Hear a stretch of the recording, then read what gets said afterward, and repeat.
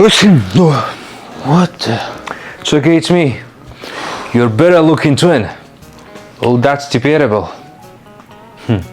What are you up to? I just figured out a way how to add long-term memory to AI agents, which is pretty cool. That's awesome. That means I can no longer forget how to add milk to your coffee, right? Yeah. But wait, how did you remember it right now? You previously created memory for my agentic brain. You forget? Then how come I don't remember it? I don't know. Anyways, forget. So in this video, I'm gonna show you how you can create different ways and types of memories for your AI agents. Are you sure you remember that? I don't know. Then, let's go.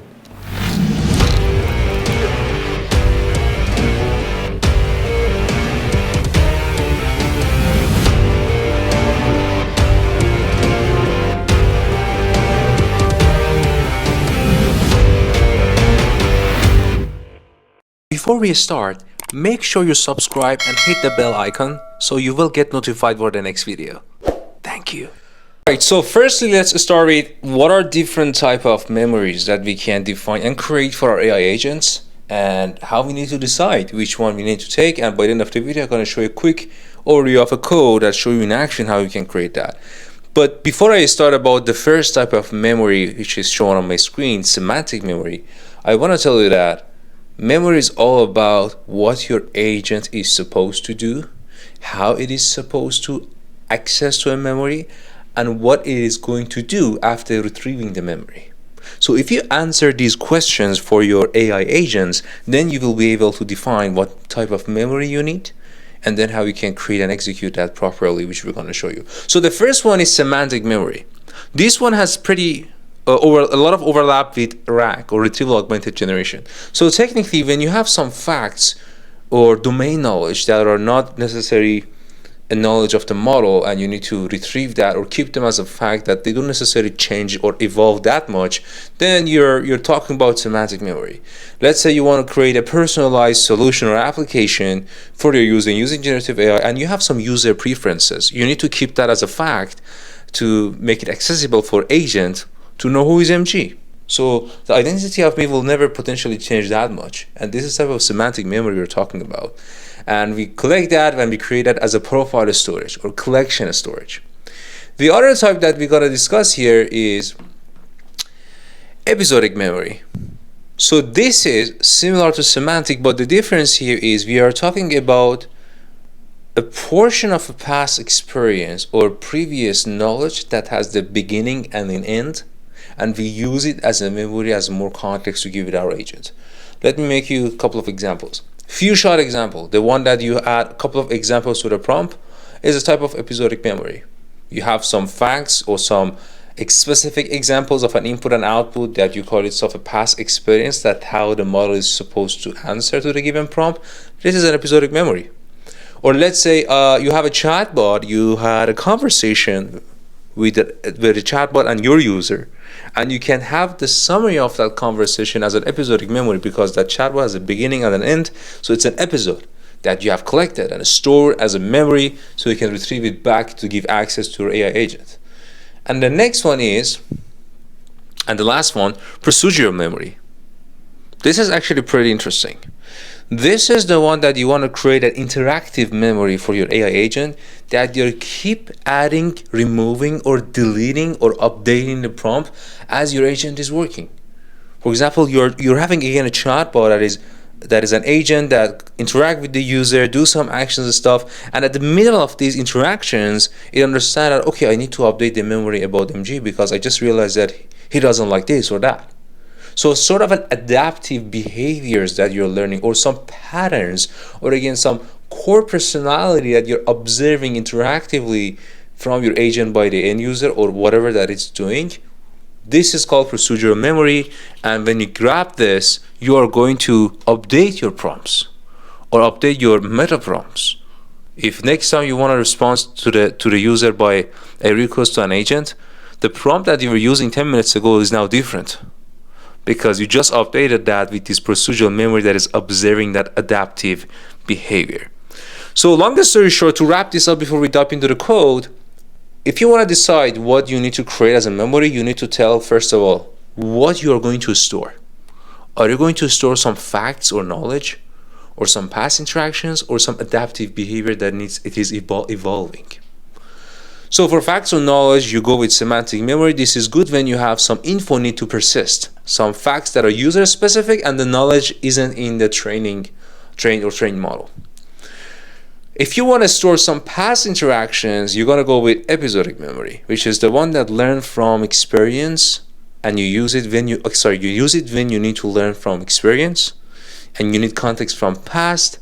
And future example is a well-known one as type of this memory, and that future examples can be also dynamic.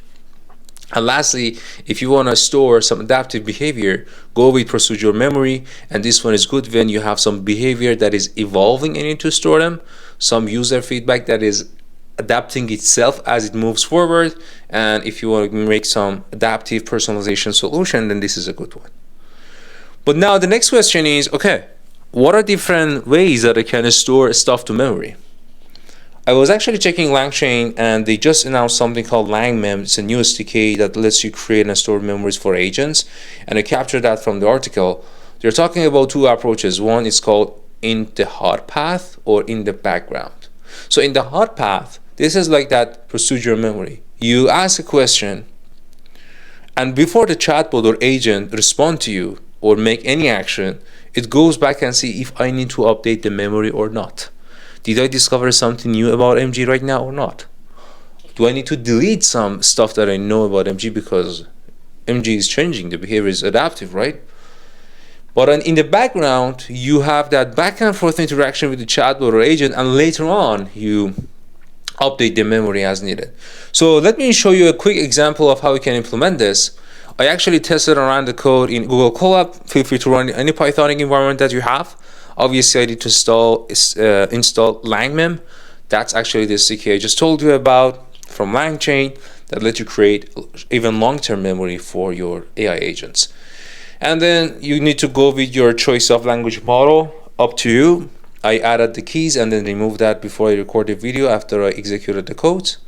And here, as you can see, this is the one that I'm gonna create an agent that gonna store some long-term memory as it moves forward.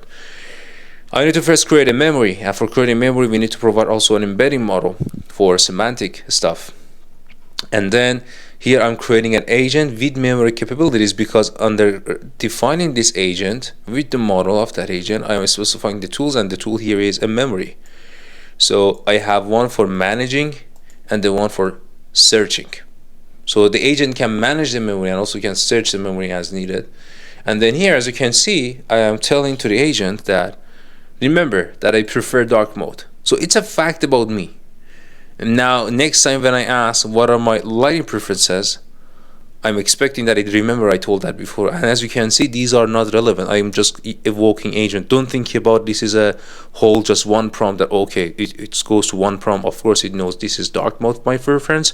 No, I'm executing that separately, but it knows based on the search result I can see you generally prefer dark mode, because it just called this search memory tool and it understood that okay, I knew this before from MG.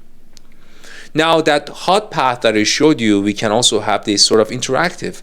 The chatbot goes before answering you, it decides if it needs to update the memory or not, and then also respond to you. This is good, but it provides some more latency as it needs to interact much more with memory. That's why in the system message we have memory section already here. This one gonna be dynamic. This one gonna be something we keep retrieving from the memory, go back, we update the memory or delete the memory if the agent decides to do that. So the same thing I'm doing here. I have this memory saver. I want to create an agent. This time I'm providing also manage memory tool as a tool that this agent can call, and a checkpointer. And then lastly, as you can see here, I'm selling that. Do you know which display mode I prefer? First, it should say no. So it say, let me check the memory for any stored preferences about display, but I don't see anything because I didn't actually provide that. I'm running, by the way, the second approach. Now it doesn't know anything about the first approach. And then when I add to the agent, I remember the dark mode and ask the question again. This time it says, let me search what I found. You have a preference for dark display mode. You might say that, okay, it's pretty obvious who's gonna do that. I can add both of them to one prompt and then just move forward, right? But again, this was just a showcase example, a vanilla example, that an agent can retrieve some stuff from memory to know more context beyond just the prompt. Think about even agents that they need to collaborate with each other and they need to have access to the same memory or different memories with access control on the top to make sure you're not leaking a data from memory that is not supposed to see. So all this complexity comes in to enable you agents that they do beyond just imagination, which is absolutely possible. And we don't need to get limited because there's a token limit on LLMs and there's a limit on how much you can put stuff into the prompt. We can be pretty smart here and let these LLMs prompts all be dynamic by the way that we define these memories. And think about it, if we do this with multiple agents, that's going to be even more creative and more complex, which I would refer you to the documentation on LangMem.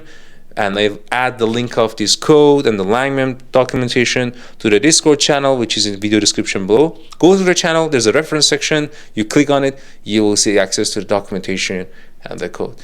Alright, I hope you found this video helpful. If yes, I would be very thankful if you click on the like icon and make sure you write down your comments, suggestions, or thoughts in comments section. Thank you so much. The purpose of your life is not just seeking for love. It is finding barriers that you have created for yourself inside yourself. Dream big, my friends, believe in yourself, and take action. Till next video, take care.